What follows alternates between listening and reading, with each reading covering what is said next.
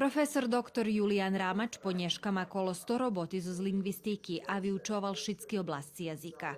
Pre svoju vecedecenijnu robotu dokončil vekšinu zo toho, co jeho prethodníky započali, a všetko systematizoval do gramatiki. On перший вделав фундаменти лекторату за русский язик. От того вецька настала і професор Тамаш докторував, весь настала і катедра. Але Юлін Рамач, нема це вінішка рецензію, нема це хто тему язику це робить, його граматика насамперед, або всі другі книжки референтні. Його не опатриць і писати таку тему, то еретично. Мой найважнейший upečatok, že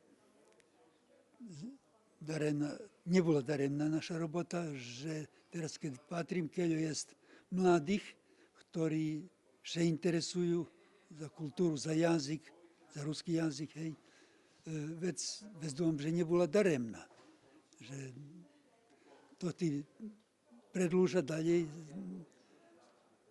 na tým, co my všetky roky trudzeli.